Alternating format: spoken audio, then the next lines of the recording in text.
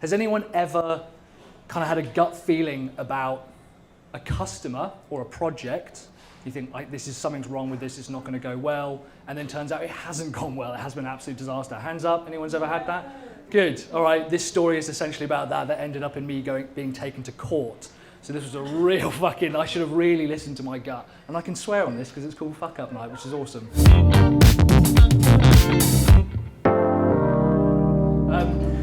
This is also a bit of a talk about what I should have stuck to my process and the kind of feeling of isolation and loneliness you have when you do make a mistake and you have a real problem with, you think, well, I should have stuck to that, I should have stuck to what I know, massive disaster, but I'm here standing today, so it can't have been that bad, right? So part of the problem with this is we're constantly challenged, especially like a lot of people here run their own business or obviously are employed at least by a business. But I know that from running my own business, one of the biggest problems that I had was being challenged by people who are, I consider, more experienced than me. And one of the starting points was the business that I was working with as a client. They were a lot older than me, they were a lot bigger than me. I had a process, sure, and I was really eager to take the work on, but they kind of took over and insisted that they do it their way. And I think we have a bit of a problem with mistaking stubbornness for experience, and this is kind of a big trajectory that we're going to go on this kind of 6-minute talk, and especially how much of a massive problem this ended up being for my business and also for my mental health. We're going to get a little bit kind of dark and dingy with this in the middle bit, and then hopefully, time allowing, we'll bring it back out again. I think there's a huge misconception that customers know what they want, and this was the biggest problem that I faced. I assumed that my customer that I was going to work with knew what they wanted to work on. They thought what type of results they wanted. And this misconception is really common, especially at the time I was kind of running like a really small little like digital marketing agency. There was only a couple of us in there. So we assumed that the customer we assumed that they knew what they wanted. And this was the kind of the start of the fuck up process. And now I assume, like now we have this kind of process, and we have a series of processes which essentially prevent fucking up further. But this is a really, really common misconception. And this was kind of the start of that trajectory. Really quick bit about me, as Sarah very kindly mentioned, thank you. My name is Mike Killen. I run a company called Sell Your Service. We're a sales training organization that basically helps businesses sell more of their products. I've written a book called From Single to Scale. I'm not going to hang around too much on this one, to be honest. So here's the setup. We ran a little digital marketing agency. This was when it was Devon Digital Design.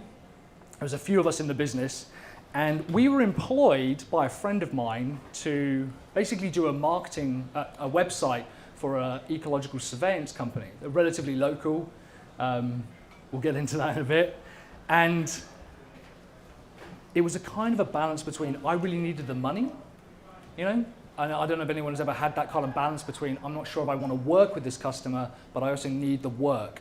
So you kind of lean a little bit into, well, I'm going to take this on, even though I know it's not going to be perfect, but I figured they're going to follow my process. I had a process at the time for delivering work.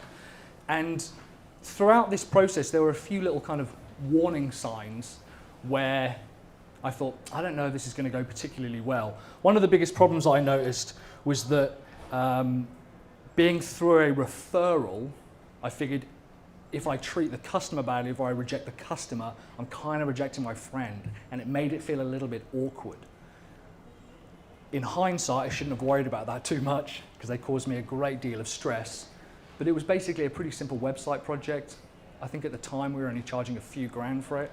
Now, of course, we're charging tens of thousands of pounds for our websites, but again, you're starting out, you're relatively nervous, you're relatively new, and because you're new to the game, you have a lack of confidence, which means that you rely more on that previous myth that we talked about where customers either know what they want or you mistake stubbornness for experience. So these were some of the warning signs. Ultimately, they were really difficult to work with, incredibly difficult. We had a budget process, they didn't want to go through the budget process. We had a design process, they didn't want to go through the design process. We had a content process, they didn't want to go through the content process.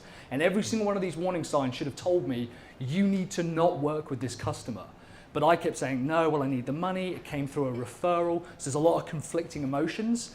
How it ended up was we sent them a load of designs, and the designs were so abhorrent to them that it was as if I'd given them like just a manuscript smeared with shit. And it was so abhorrent. We had a professional designer who's gone on to do some incredible things, and they basically said they wanted a full refund. And this is the first big fuck up. If they asked for a refund, I should have just given it to them. I should have said, yeah, absolutely, take your refund, lose my number, don't ever call me again. But I didn't. I wanted to fight it, and that's where things started going wrong. Because I wanted to fight it, they started creating a few like legal letters and started sending me things to do with, well, we're going to take you to court if we don't take you to, if you don't refund the money. And the amount just kept stacking up because I kept saying, no, well, it's not. They haven't gone through my process. They haven't gone through my due diligence. They haven't, they've signed a contract. And in hindsight, I would have simply said, yeah, that's absolutely fine. When you're starting out a business and someone wants to take you to a court for 20 grand, now, yeah, that's a lot of money. Back then, that's an impossible amount of money. And you feel incredibly isolated. And I think this is one of the problems with fucking up in business, particularly when you run your own business, is it can feel like you're the only person in the world who's gone through that. And the reality is you're not. Now, if I get legal letters through, which we do occasionally, we do a lot of work with American clients to do with content. I'm constantly getting cease and desist letters through, stuff like YouTube content, fine, add it to the pile. But back then, it's a massive, massive deal. And the biggest feeling I remember having was a feeling of isolation. Ultimately, this is a picture of me, literally as I was about to walk into court. I think it's maybe the second time I've ever worn a suit. But it was a very, it's absolutely terrifying experience.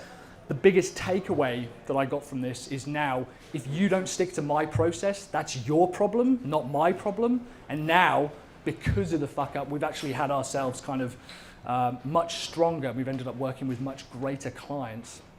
So the biggest takeaway, yeah, for me was, there we go. Ultimately, if you don't fit in with me, that's your problem. We don't mistake stubbornness for experience anymore. I don't think that if a customer is unhappy or they have an objection, that's my fault. It's not. It's actually them. We've done this a lot of times for a lot of clients now. It's actually their problem if they don't fit in with it. And I guess at the point, it was all about trying to fit in with their process because I mistook their experience, their age and their size and the maturity of their business for experience, when in reality, they didn't have anything much more to offer. Thank you very much for listening. That was a really quick talk, so I hope that was okay. Was that all right for time? That's great. Yeah, bang on. Thank you very much. Cheers, guys. Thanks for listening. Have you ever failed in a project, career, or business? Whether you have or not, you can become a Fuck Up Nights organizer in your city, company, or university. Learn how at fuckupnights.com. Join the movement. Fuck up the system.